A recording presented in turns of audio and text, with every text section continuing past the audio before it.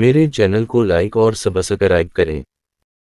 اس کائنات کا سب سے پہلا گناہ کیا تھا اور سب سے پہلا گناہ گار کون تھا؟ اس سوال کے جواب میں اکثر لوگ کہیں گے کہ وہ پہلا گناہ عزازیل یا شیطان مردود نے تب کیا تھا جب اس نے حضرت آدم علیہ السلام کو سجدہ کرنے سے انکار کر دیا تھا اور کہا تھا کہ میں اس سے بہتر ہوں، مجھے تو آگ سے پیدا کیا گیا ہے جبکہ اسے مٹی سے، یعنی کائنات کا پہلا گناہ غرور و تکبر تھا جس نے عزازیل کو ابلیس بنا دیا تھا۔ لیکن تاریخ انسانی میں اس سرزمین پر پہلا گناہ جس شخص نے کیا تھا اس کے متعلق بہت کم لوگ واقف ہیں۔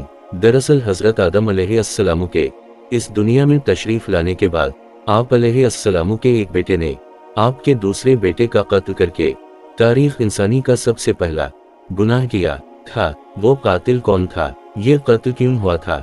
اور وہ معصوم مقتول کون تھا؟ یہ اس وقت کی بات ہے جب روئے زمین پر انسانی زندگی کی ابتدا ہوئی تھی۔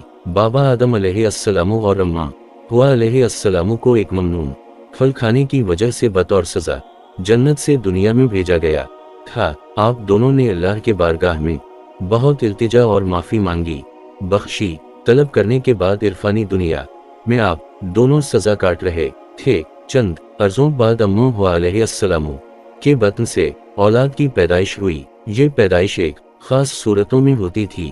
جب بھی حوا علیہ السلام حاملہ ہوتی تو جڑواں بچوں کی پیدائش ہوتی جن میں ایک لڑکا اور ایک لڑکی پیدا ہوتے تھے۔ ایک ساتھ پیدا ہونے والے لڑکے اور لڑکی کا نکاح دوسری مرتبہ پیدا ہونے والے لڑکے اور لڑکی کے ساتھ کر دی جاتا تھا، جبکہ ان جڑواں لڑکے اور لڑکی کا نکاح آپس میں حرام قرار پاتا جن کی پیدائش ایک ساتھ ہوئی تھی۔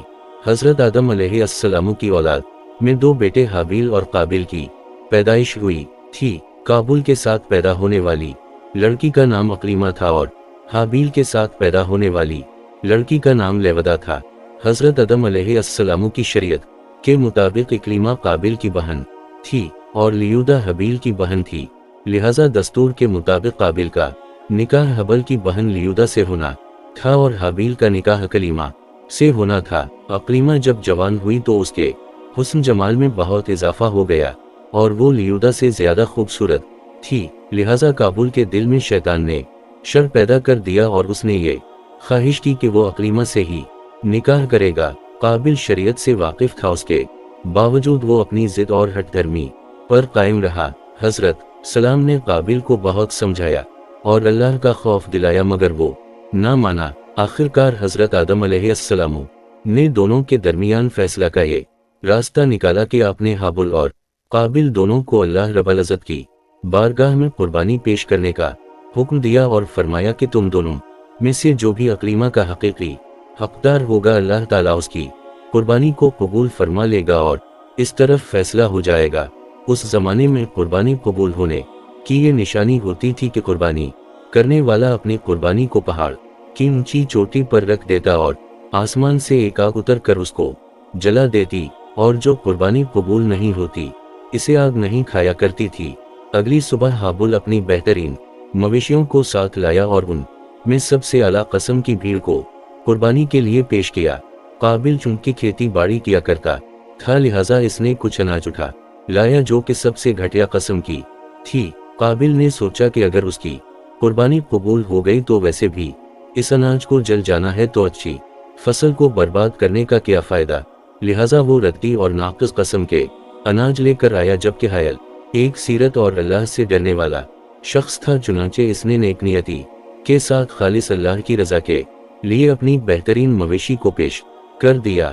دونوں بھائیوں نے اپنی اپنی قربانی ایک پہاڑ کے اوپر لے جا کر رکھ دی۔ اچانک آسمان سے ایک آگ نازل ہوئی اور اس آگ نے حابیل کی قربانی کی ہوئی بھیڑ کو جلا ڈالا اور قابیل کا اناج ویسے ہی پڑا رہ گیا۔ یوں فیصلہ ہو گیا کہ خدا حابیل کی قربانی سے راضی اور قابیل سے ناخوش ہے۔ یہ دیکھ کر قابیل غصے میں آ گیا اور انتقام کی آگ میں جلنے لگا۔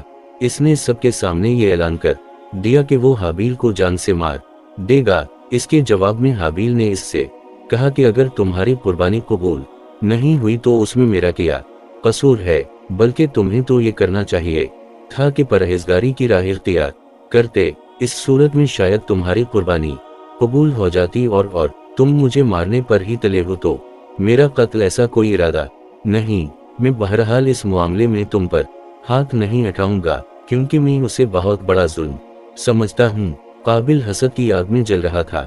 इस पर इस नसीहत का कोई असर ना हुआ। उस वक्त तो काबिल वहां से चला गया, लेकिन वो हबल को मारने की तदबीर करने लगा। शैतान अलीम जो इब्तिदा से इंसान का दुश्मन है, उसने काबुल को कत्ल करने की राह दिखाई। उसने एक परिंदा को पकड़ा और इसका सर एक घर पर रखकर दूसरे पत्थर से कुचल दिया। काबिल को मालूम हो गया कि कत्ल किस तरह करना चाहिए। काबिल चूंकि बकरी चराता था, एक दिन वो दरख्त के साए तले आराम कर रहा था, तो काबिल ने उस वक्त बड़ी बेरहमी से उसका कत्ल कर डाला। जब काबिल ने हाबुल को कत्ल कर दिया तो उसकी अक्ल ज़ाइल हो गई, समझने की सलाहियत खत्म हो गई। अब बड़ा परेशान हवा कि इसकी लाश का क्या करे। इस तरह छोड़ने में ये खतरा था कि दरिंदे इसकी लाश को खा जाएंगे, तो वो अपने भाई की लाश को बोरी में डालकर फिरता रहा, यहाँ तक कि लाश बदबूदार हो गई। लाश को छुपाने का कोई तरीका भी उसे नहीं आ रहा था। बड़ा परेशान हवा कि करूँ तो क्या करूँ। तब अल्लाह ताला ने दो कौए हुई। काबिल उनको देख रहा था। इन कौवों में से एक कौवे ने दूसरे कौवे को मार डाला और फिर जमीन खोदकर उसमें उसको डाल दिया। इससे काबिल को मालूम चल गया कि इसे भी यही करना चाहिए, और नदामत महसूस करते हुए कहने लगा, अफसोस कि मैं इस कौवे जैसा भी ना हो सका। इस तरह उसने अपने भाई को जमीन में दफन कर दी। जब काबिल ने हाबील को कत्ल किया तो इससे पहले इसका रंग सफेद था, लेकिन कत्ल के बाद इस पर फटकार पड़ी और इसका सारा जिस्म काला हो गया। गम में रहने लगे। रिवायतों में आता है कि जब हाबील कत्ल हो गया तो 7 दिन तक जमीन में जलजला रहा। काबिल जो बहुत खूबसूरत था, भाई का खून आते ही इसका चेहरा बिल्कुल सियाह और बदसूरत हो गया। आदम अलैहिस्सलाम ने काबिल को अपने दरबार से निकाल दिया और वो यमन की सरजमीन अदन में चला गया। वहां इब्लीस इसके पास आकर कहने लगा कि हाबील की कुर्बानी को आग ने इसलिए खा लिया था कि वो आग की पूजा करता था, लिहाजा तो भी आग की परस्तिश कर।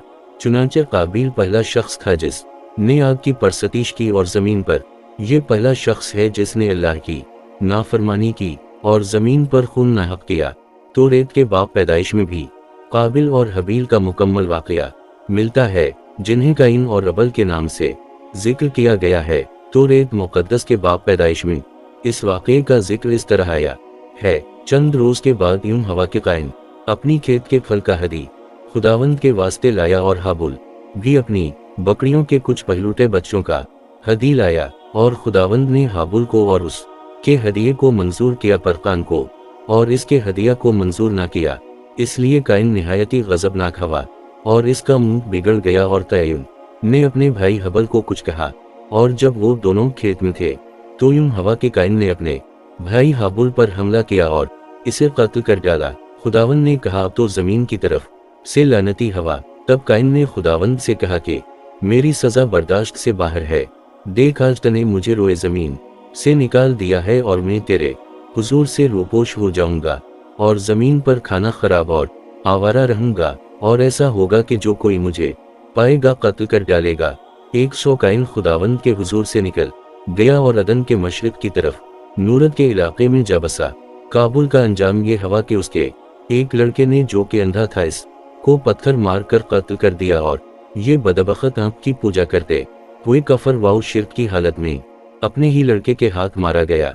हदीस में आता है कि नबी सल्लल्लाहु अलैहि वसल्लम ने फरमाया कि जमीन पर क़यामत तक जो भी खून नाहक होगा, इसके अजाब का एक हिस्सा बोझ और गुनाह काबिल पर भी होता है, क्योंकि इसने सबसे पहले कत्ल का तरीका ईजाद किया था। अल्लाह ताला में आखिरत की तौफीक अता फरमाए और हमारे ईमान को मजबूत करे। अमीन सम अमीन।